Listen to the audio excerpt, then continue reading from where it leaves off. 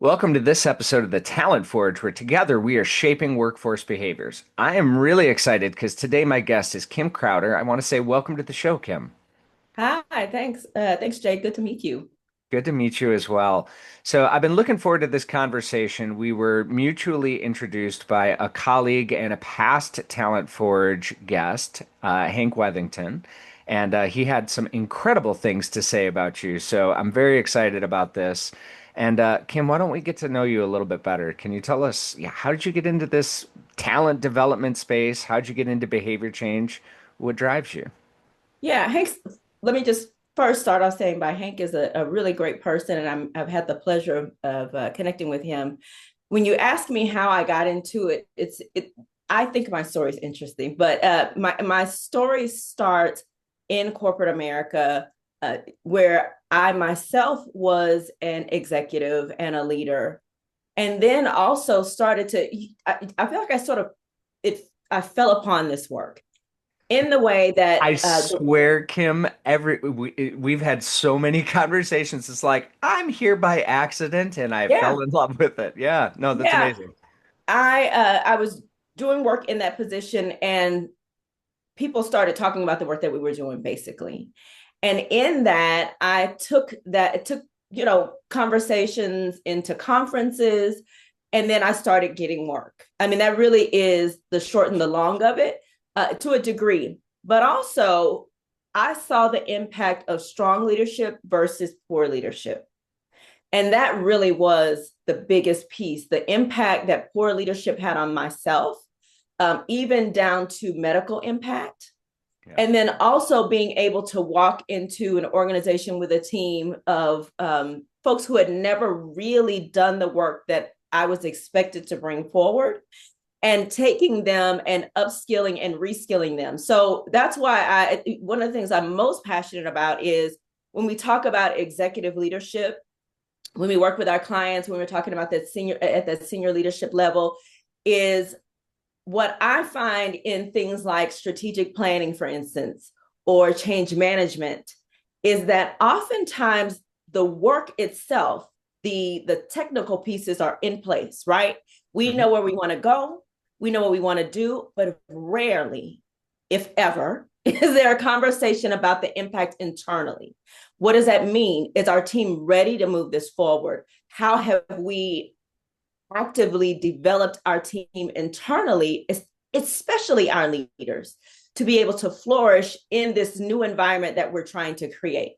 And so that really is where I saw that gap and decided, after my own experiences, especially behind the veil, right? That C-suite is like behind the veil. You see how decisions are made, you see how policy is moved forward, understanding that and wanting to make sure that other workplaces were making sure they understood how to have wins and how to eradicate as much deletion from like loss, right? To have as Yeah. little loss as possible. So there's so much to unpack here. I have so many questions for you. Yeah. So I'm going to go back to the good and bad leadership in just a minute, but I think I want to start with as you're talking about, you're so right, right? Like, the C-suite meets behind the scenes. They bring in an executive strategic planning consultant. They come up with the plan, and then they immediately try to roll the plan out to Yeah. the organization. And I'm gonna admit, I've done this myself, and I'm a much Sure. smaller We organization. all have. Yeah. Right? So, okay, so let's talk about that process, getting the team ready, making sure that they're prepared. What does that look like? If we're in an organization and we've gotten a strategic plan handed down to us, what should we be thinking about? Yeah. And when you say we, who is we? We as the employees, the managers, the teams, the talent development crew, the HR team, etc. So Yeah. I'm kind of thinking about it in terms of, majority of our listeners they've probably been handed that strategic plan before. They've probably gotten something that said, hey, disseminate this out to out to your group, your team, your division, etc. What should we be thinking about when that occurs? It's a that's a double-edged sword, and I'll tell you why I say it that way. because most initiatives are basically marching orders, right? We've decided this is where we want to go. Here you go. Like, okay, now carry that out. And I believe that in that, what, let me just say this, one of the most amazing clients that we've ever had is a longtime client. They're actually, Jay, in Michigan, where you are. Hmm. Um, and we started working with them about 3 years ago. And what was so impactful to that group, in my opinion, is that they had decided as a leadership team to bring in their team members early in conversations about strategic change. Smart. And not Yep. only did they do that, so we worked with them in that way. They started at the initial evolution of this is what we want to happen to move forward. And they added their team members' voices in that conversation, which was amazing, right? But they also didn't hide behind this is what we want you to do, and that's it. There was a two-way communication. My background is actually largely in part to comms work, PR work, having done internal communications. And so I understand the power of a two-way conversation. Jay, you and I are having that right now. But if I just sat here and spoke the whole time, they go, what is going on here? Right? Like, she came on, she just talked the whole time, but there was no conversation because your listeners expect a conversation. Right. And so what I find is when that is happening at the inception of a plan of change management, whatever that is, what you find is that your team members are bought into whatever the outcomes are early. And then one of the other things that I saw that was so powerful with this group is that as we moved through the process, as we built what they were looking for strategically, we also looked at it in their people, processes, and comms. So people, processes, and communications. We always focus on not just, hey, here's what it is, but looking at the actual workflows. Mm-hmm. What is that going to look like in their day to day in order to be successful? What do they need? And then the biggest win for me is they were able to take that and teach that out to 100 plus leaders across the organization at 150% return on investment, just from this small group saying, we're heading this up, we are taking this forward. And so when you talk about what should we be thinking about, a few of the things that I think about is do I really understand what's been handed down to me? Yeah. I mean, I think that that's a It's a major great question. right. I remember working in an organization and the way that it was like numbered parts of the strategic plan, and it was like 26.1.4. What? I can't remember any of that. Like, I don't, you know what I mean? Like, I don't know whether I'm coming or going. And it was sort of this major plan that really had no clear outcomes as to where to go. It was, here's what we're going to do, but it didn't tie into the why.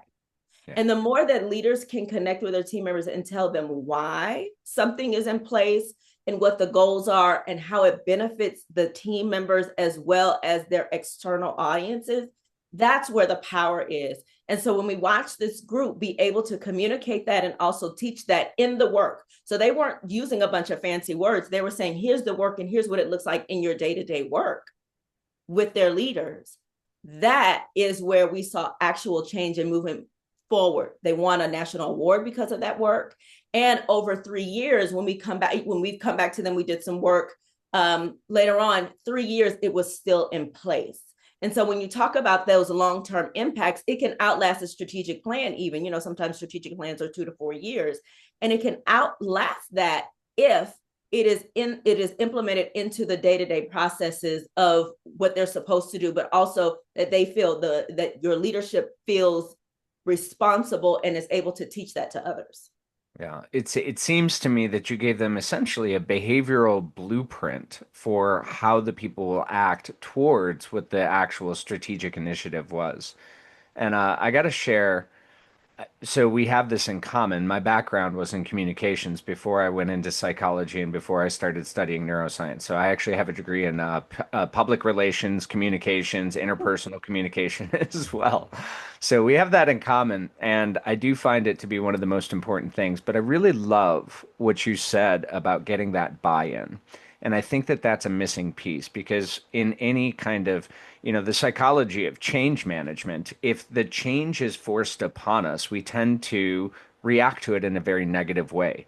If Yeah. we feel like we have ownership, or if we feel like we have a stake in it, or if we feel like we're able to essentially affect the change or have some kind of voice in the actual change, and we're the leaders of the change, that makes it completely different. So you're doing this at scale, obviously, and you had said that once you had developed essentially, the blueprint, you'd gotten some of the buy-in, and then you were able to teach it out to the 100 leaders. What did that process look like? How were you able to take it, from that group that maybe started the process of creating the conditions for whatever the strategy is, and then the dissemination? Because I think that that's where oftentimes, and this could be a strategic plan, this could be a rollout of a new technology, this could be the integration of a new training program, whatever those are. It's the dissemination and the communication that often falls flat, or is when it's cascaded, it creates the conditions of almost the telephone game. How have you been able to manage that as you've worked with some of these larger organizations? Yeah, my team and I, in that initial relationship build with those leaders, the dissemination does not happen with us. Hmm. And the reason why I think that is so important is because we're not in the day to day. It's interesting when organizations bring in consultants and expect the consultants to be the face of the project. I feel that is dangerous because you don't build the natural trust that needs to happen in order to move those things forward, right? The Mhm. real power comes when, yes, you can have advisors, you can certainly have a roadmap. I think the powerful piece is making sure that internally you're building I call it like an infrastructure. When we think about the frameworks that we have in place, our courageous crowd frameworks, a lot of that is about trust, it is about communication, it is about leadership awareness. And so having that infrastructure in place and allowing your leadership to actually move that forward is where the power is. You talk about the telephone game, I use that often. Mhm. And the way that we see this when we talk about cascading it throughout is, if the our to us, the win is when the leadership can teach it. So if the leadership can't teach it, and one of the things that you heard me say was in the work, right? They're Mhm. not teaching concepts. They're teaching actual, here's what it looks like in the work. Here's what a win looks like in the work. Here's the expectation. Here's what may happen in between, where they can communicate that over and over and over. That's where the power is. The power isn't us coming in and saying, and by the way, of course we do we do learning and development around this. Of course, we're talking to team members across the board, but at the end of the day, we do walk away.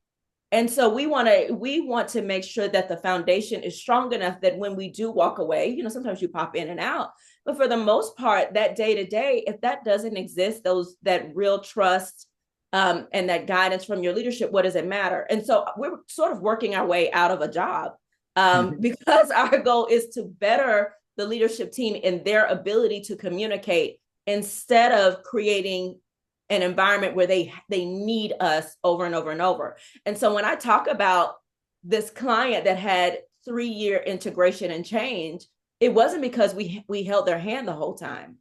It was because they were able to take what they learned and cascade that out to 100 plus other leaders. And so no, now those leaders have that information. And then you check back in at those pulse points and make sure that it is data driven, that you're hitting your milestones, but also that the actual work itself is moving forward in the ways that were expected. Or, if you're having those, something that snag, then you go, okay, well, tell us more about that. And then listening to their team members who have to carry it out to say, okay, here's the challenge. And then reshaping, being able to pivot throughout.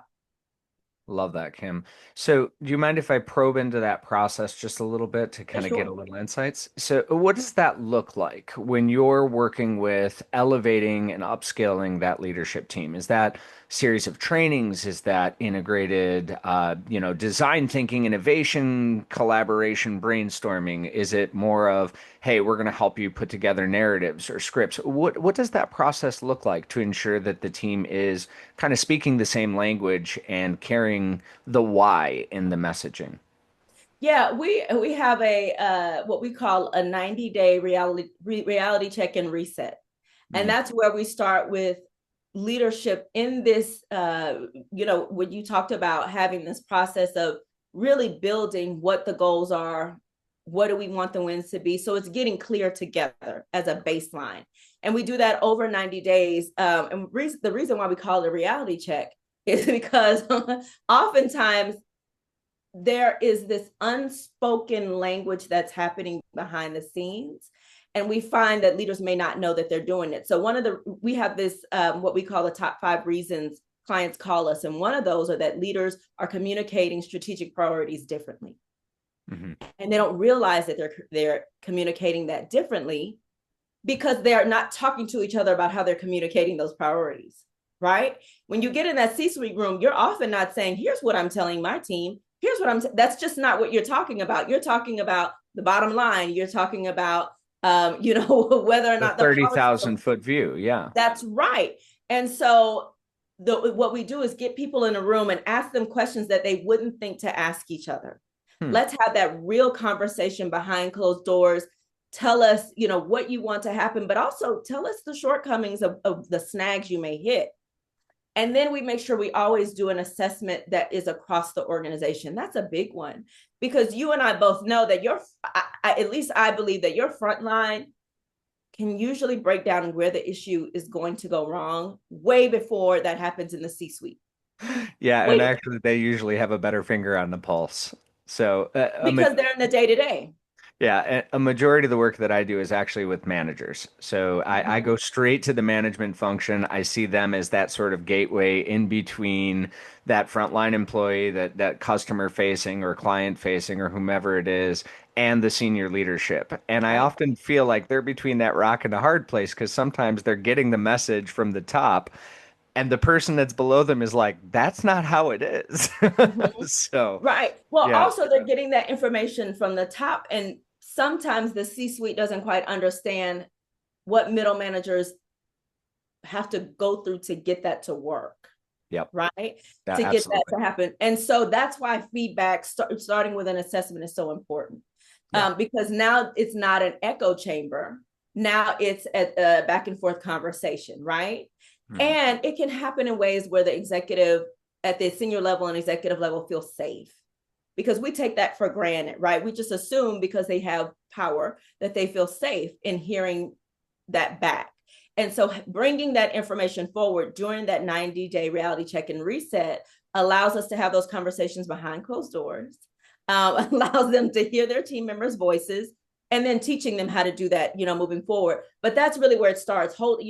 Having that 90-day reality check and reset, having that lab in place, building that together as a starting point, but using data that we get from throughout the organization instead of the data that only sits in that room. Yeah. It it seems to me it would take a lot of humility for that executive team to be able to kind of take a step back and say, no, I really want to hear what is happening. How have you helped? Because that can be a big challenge, right? Like we want to hear, and this is something that I've noticed where behavior doesn't always line up with communication. Desire. Yeah. I want to hear everything that's going on in the organization. The executive hears it, and then there's a reaction, or and I'm going to call it a reaction, not a response. Yeah. And the reaction isn't something that instills more trust or instills, more inspiration for people to share. It's almost like, okay, I put my head out there the last time I said something, and then it got pushed back, or it didn't get evaluated, etc. How have you helped maybe navigate some of that willingness to maybe take a step back and say, hey, listen, you may hear some things that you're not going to want to hear. You may hear some things that don't make sense to you. just take it in. We're going to have a conversation about it. What does that process look like? Because I think that that's really a key thing that a lot of people look at from a behavior change is when we hear something that we don't like about ourselves, about how we're performing or where we're at, we naturally, as human beings, create the conditions of resistance because of ego and self-worth and self-identity. How do you help break maybe some of that challenge when you experience it, especially at the executive level? Yeah. One of the biggest ways that we do that is laying the foundation up front so they have an expectation of what's coming. That makes sense. Yeah. Right. Yeah. Because the if I know what's coming, I know what could come, right, as part of that. And so really it is building that trust level with our team and that C-suite and that senior leadership team first, so that they know that, yes, we're going to hear the feedback, but how we share that feedback, we make sure that we share that feedback in a way that is focused on the, how do I say this, focused on the work itself, but not focused on being critical of the executive leadership team or the organization itself. Does that make sense? And Yeah. so the way that we build back that feedback doesn't look like they said this and they said that. We do have, we certainly have data points and we share that information back, but we share the flip side of your team could be X if. Hmm. And here's what they have said is necessary to get them there. Now that makes sense. And can I tie that to your bottom line? Can I tie that to your customer success? We look for data points that C-suite cares about so that in hearing that they go, oh, okay, now I understand how this connects to the business. Right. Well, and that connection piece, the connection between behaviors, between understanding of the culture and everything else to the bottom line, I think that that map is not always well drawn. So the fact that you're doing that Yes. is really impressive. One of the things I want to go back to, you had said kind of at the beginning, good leadership, bad leadership. And I would love to maybe explore that just a little bit from a bad behavioral leadership. Let's talk about it from the behavior side of things, not as an individual or Mm-hmm. interpersonal. What would be some of the behaviors that you would see coming from a leader that you would say, hey, these are behaviors that we really need to correct or we really need to shape forward? What would some of those, let's say, unsavory behaviors look like? Yeah, we've seen this in conversations with CEOs. We host a monthly executive conversation where we bring uh, C-suite members, so VP pluses or equivalent, into a conversation where we talk about specific areas of focus. Mhm. And I think about one in particular um, where they said, "Oh gosh, I have so many stories," but where they said, I expected my C-suite to know how to do X without conversation, without telling them. I just expected it, and I was so surprised. And that to me is a major area of development and opportunity, is not having the expectation, especially now while we're in the midst of so much change. We look at the federal government shutdown, for instance. We look at possible tariffs and just the economy itself, global relationships. There's so much right now. Technology shifts daily, Yes, et that's cetera. right. Yeah. AI. We're talking about AI now. What's the impact and the lack of succession ability for boomers are leaving the work environment. Now what's going to happen? So there's a lot of things that are triggering, and we're not even talking about what's happening specifically in those work environments, right? We're not even talking about their specific challenges. And I say all that to say is that when we talk about behaviors, it's the assumption that at any level that your leaders know what to do without explicitly hearing that, and without an explicit conversation about that. So that's one. The second one is not trusting your leaders. Hmm. I think that is a major, major challenge. Um, and we've seen, especially in times of crisis, in times of rapid decision making, that it is easier maybe for a couple of people to make they feel like it's easier, right? We could just make it quickly. We can just make the decision, but maybe missing that they have tunnel vision, because we often work with organizations in times of crisis too, that they may have tunnel vision in that moment, that some leaders freeze in the moment of change and challenge. So not understanding that your leaders have different ways of approaching change and of approaching high pressure environments. That's a second one. That third one I would say is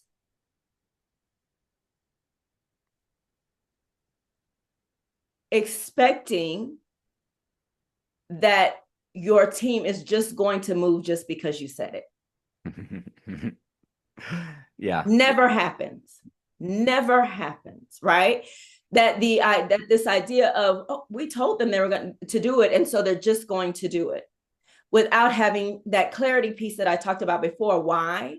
The who, what, when, why, right? Like who, what, like what are you asking us to do? Why are you asking us to do this? And making sure that there's not a silence gap between that. Because it's what we're finding it on the executive side is that sometimes there can be a silence gap, and then your team awfulizes. We call it awfulizing, right? They have this idea about what's coming, and it's always worse than typically than what's actually coming. And so making sure that your highest level of leadership, they understand that you have to communicate forward all of the time, even if you don't have the answers. You have to communicate forward. So before we flip over to the good side of things, I want to ask a question. What is it that you think maybe drives that idea from leadership of, hey, if I say it, it's going to happen? Do you think it's the question of, well, I'm in an authority position? Do you think it's a question of an overestimation of like their perspective of themselves as being a benevolent, leader? Oh, if I say it, my team knows me, they trust me, they're just going to follow along. Where do you think that? Where do you think that, I don't want to call it hubris because I don't know that it is all the time, but what is it that creates that condition of we just sort of expect somebody's going to follow, whether from a title or from, even if we have a good relationship, even if we have a trusting relationship, I think that there's still some resistance to saying, why do you want me to do this? Or what is it? What creates that sort of cloudy vision from a leadership perspective? And it could be all of the above, but what's been your experience? Yeah, there's a couple of things. Is one, that may work in the day to day, right? That may work in the day to day when I'm asking someone to do something and they just hop to it and do it, right? Where it stops working is when this is an organizational shift. So if you have a one-to-one relationship, sometimes people say, oh, okay, well, that's, like I know that that's how they work, and I'm close enough to them that I trust that. But when you're talking about wanting to move that down throughout the organization, then that becomes very different. It's like a disbursement of information. I don't necessarily think all the time that it is a self-centered act. I think it's the easiest option for asking people to do things. The easiest option is I say it, you do it. Right.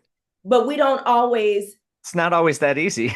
well, we don't Yeah. always we assume that the skill set exists in those top leaders when it doesn't always. We assume that the ability to communicate, that the ability to be a motivational leader, that the ability to communicate in ways that your teams will absorb, we assume that our senior leaders, our C-suite members have that. And they don't always, right? You don't always get to that position because you have that. But the way that it is different is because you hear about those leaders on a regular basis. You think about I think his name was Rob Nordstrom. Uh, uh, and even when you shop at Nordstrom, you'll hear his name about how powerful of a leader he was. I've worked with other organizations. Our team has worked with other organizations who came from that Nordstrom environment, and they are still talking about him. He's no longer on this earth, but people are still talking about how he led because it was from such a relationship perspective. And because he built that before the change, before the crisis hits, then it's easier. Really, what it all those moments of rapid change, what we're looking at, that sort of things shifting in ways that maybe we didn't see coming, is what it does is it just tells the truth about your foundation, whether there's a crack in it, whether there's actual. And so when you ask me why leaders might have that, I think it's just the easier option. No matter what the background conversation is around that, the easier option is if I tell them, they'll do it. Instead of how do I develop that in not only myself, but the rest of my leadership, so that they know how to do it without me always having to explicitly say it. What are the expectations? How do we move things forward? Is there clarity in that, instead of I'm going to assume that everybody knows how to do it?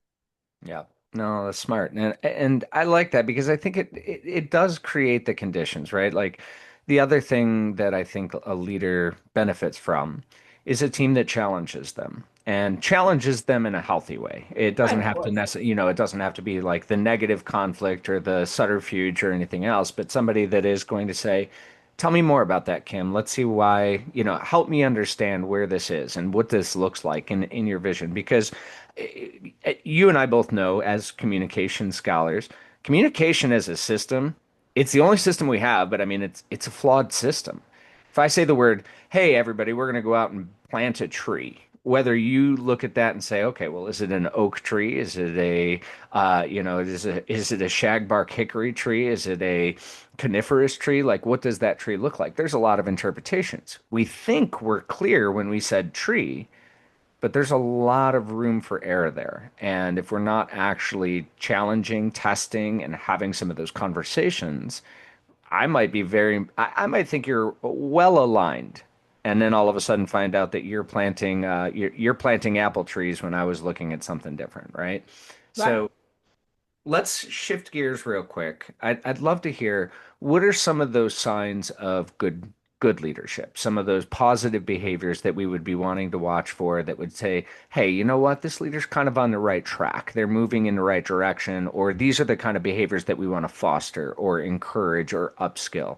What would you look at in that regard? Yeah, I think about immediately a leader that we've worked with who is at a $19.2 billion organization. So I say that number because I want to give you the expansion of how big that organization is. And in those organizations, you and I both know you have the people who are, you have the organizational sort of structure, right? Hmm. And then you have these pockets where the directors are almost the CEOs of their vertical, Of their of their fiefdoms, yeah. Yep. right. And so in that, I'm specifically talking about it from that perspective and watching this director and a group of directors actually operate. Is they were so absolutely respectfully honest with each other. And we sat in rooms where disagreements happened, but they were always respectful. And particularly the person who was over that group was able to sit back and listen and Yeah. take it in and actually thank them for that information. And then we watched them break off from that. And because of how they showed up, their directors were able to do that as well. So I watched them listen to their team members and hear that feedback and hear really challenging feedback sometimes, even from our end, and not take offense to it. Mm. They had and That's said, huh, okay, I hadn't thought of it that way. So now they moved into solution driven instead of this is feedback that is personal. This feedback is here to hurt me, right? And instead, this feedback is here to help us grow. And now here's the next step. And actually, again, taking that feedback and turning it into an action plan is what's deeply powerful because they've heard back from their team members, providing that communication back and forth that's necessary in order to make a work environment work both for the leadership, but also the team. I love that you bring that up because I often see people talking about feedback, and usually it's in the direction of giving feedback. But I Right. think there's an art to receiving feedback as well. One of the things that and this goes back to your concept of two-way communication. Feedback should be a two-way street where there's question, conversation, inquiry, exploration. But, one of the things that I like to tell people about feedback is, you ought to always consider feedback as a gift. Now, every now and then we get a gift that we don't particularly love. It doesn't necessarily line up with what we wanted or anything else, but we still respectfully and gracefully say thank you. And we look at it and say, well, they were thinking about me, or there was an intentionality behind there, and maybe they missed the mark, but it's still the intentionality of learning, growth, etc. And that's really what we need to be thinking about from the feedback. So I love that you bring in that's a high quality behavior of a leader, somebody who's able to listen, sit back, accept feedback, not take it necessarily as interpersonal criticism, but as an opportunity to grow and move forward. So that's really powerful. Any other behaviors? Yeah, I was so the feedback piece is extremely powerful, but also um, in that organization, as we were moving forward, this specific change initiative, they had a committee that was focused on it. And that Hmm. was really powerful because that committee was a group of team members who Buy-in, going back to your concept. not only buy in, but the leader saying, I'm not the expert here. That is powerful, right? I'm not the expert here. My team is. And I'm okay with handing this over to the team. Of course, they want to be kept in the loop, Yeah. but they are okay with taking a step back and understanding their limits. And so that would be a second one, is being okay with understanding your limits as a leader and letting your team members be experts in the process. So that's the second one. The third one I would say is continuous improvement, and just understanding nothing's ever going to be perfect the first time around, and being okay that when you're talking about change, when you're talking about, and that change, you and I, Jay, could happen in wanting to change, um, team optimization, right? Are we communicating in ways? Are we connecting in ways? Are we change about how we serve our customers? Whatever that change is, but acknowledging as a leader that this is a continuous inside job, right? It never ends. And we're always going to be looking at it. Now, sometimes you deprioritize some of it depending on, what else you have, with the fact that this is a forever thing, and something may happen that we'll need to completely pivot. So that flexibility, that ability to be flexible, and that openness to continuous improvement is extremely not only imperative, but it's powerful. It's so I love what you bring up there because that growth mindset, that ability to kind of take a step back and say, number one, I don't know everything, but I've got a pretty amazing team here. Let's give them some space to shine, to pull out their brilliance and to be able to put that into play. But then also being able to take that step back and say, the fact that I don't know everything today doesn't mean that I shouldn't be learning more about it by tomorrow Right. or being Right. better tomorrow. So such a powerful lesson. I really love that, Kim. Kim, we're getting close to the end of our time here, but I did want to ask, courageous crowd. As I was exploring your LinkedIn and everything else, there was a mention of the courageous crowd. Could you give us just a quick synopsis? What is the courageous crowd? Yeah, the Courageous Crowd is the name of my organization and my team. And what the Courageous Crowd is what we're talking about. It is those leaders who are courageous in the work that they do on a day to day, not because they feel courageous, but because they're doing the things that make them courageous as leaders. And a lot of them are doing the very things that we talked about, that, the leaders that we work with embody all of these principles, not necessarily always at the same time, not necessarily immediately when we meet them, but they're up for the challenge. And that makes us courageous. Perfection is not courageous. And also, we tend to, when we talk about our clients internally, we talk about them as courageous crowders. Courageous crowd is a play on my last name. My last name is Crowder. So crowd and then crowders. Um, but it also embodies who I believe we are in the work that we're doing. This is challenging work. This is, work where we ourselves have to be open to, is there new peer-reviewed journals out, new research out that helps us reframe some of our frameworks, that helps us speak about this differently, where we can take feedback from our clients. And so all of this is what I consider sort of this universe of courageousness, and us defining it regularly. But also, we have the principles in place internally that we are asking from our leaders, right? I can't ask our clients to be anything that I'm unwilling to be. Right. I And so love that's where courageous crowd comes from. I love it. It caught my attention. One of my core values outside of mastery and independence is courage. And I Mm. try to show up with courage even when I don't have the answers or when I don't know, being willing to say I don't know and jump into that. So it really resonated with me, Kim. Thank you. Kim, if our audience wanted to get in touch with you, how would they reach out to you? Yeah, one of those things that I mentioned was that we have these executive conversations virtually once a month. The way that you can get in touch with us, if you'd like to join that, just DM me on LinkedIn, Kim Crowder. I'm easy to find on LinkedIn. You're welcome to follow for a little bit, take a step back and see if you want to join. But if you already know immediately that you want to be a part of those conversations, they're small, they're intimate, and leaders are really sharing and being open. DM me at LinkedIn.